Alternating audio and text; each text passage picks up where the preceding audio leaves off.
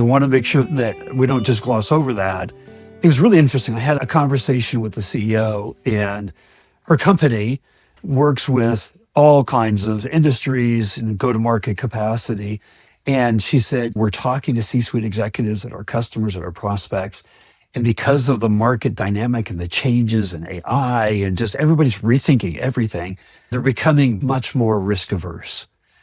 What I'm putting together with what you're saying there and building that trust, they're looking for more than just a point solution. They're looking for a provider that's going to be there and is going to help them wade through this market uncertainty and this change. They need a partner to help them through that. And that's beyond product and service and pricing. That trust, how important is that? All the studies show that, like, when the RFP comes out, a company makes a decision that they need to hire or reevaluate a contract, that they put a short list together on day one, and that's who they buy from 95% of the time. So if you're not in a trusted position beforehand, you're not on that short list, you're out, Yeah, right? and absolutely. Absolutely. We always say people buy from people. So you need to gain that trust. So you need to gain the trust as a brand. You need to be a trusted brand. You need to be a trusted person. You need to be there for your customer, and never underestimate, especially talking capital investment, global machinery business. As a vendor, we have that global overview. We know the markets globally. We know trends globally. We know trends locally, regionally. So we typically have a much deeper insight into the whole overall business situation than the customer has, who is occupied by his day-to-day business and running the business and troubleshoot day-to-day and all of that. We can tell him, hey, hold on, this is happening on a certain range and that is happening on the other range. What's your positioning? Where do you want to go? What do you want to achieve with the investment you're going for, so that you can be successful in your business again?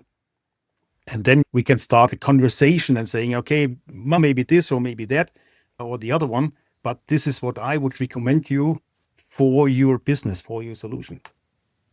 And we can come in as vendors and try to sell. We can come in as consultants and try to lead them through the market. And you're right, you have a perspective on the market that they don't have. And most of us as companies, they don't talk to as many of their peers as we do. They don't have a handle on the market like we do. And are you seeing that in this time of rapid change and technology and innovation, that they're needing a trusted advisor more than ever? And that role of building trust is more important. We all know it's been important. You can go back 20 years, 30 years, that's always been important. But why is it more important today than ever? Markets changing much faster than they used to do. And you said, okay, let's 25 years back or 20 years back. That was exactly the time when I started as a young engineer after university. And I started in the consulting branch of a big capital investment company, one of the biggest producer in that field, printing machines.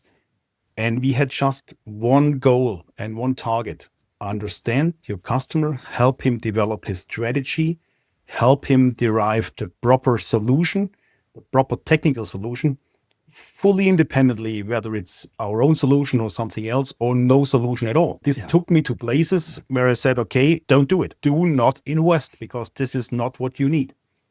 And this creates a base, a trust base. Those guys will always come back to you and ask for advice, ask for support. This is something which they really will remember. And it gives you a customer relation which you do not gain if you're just the salesperson bringing quote by quote. Yeah.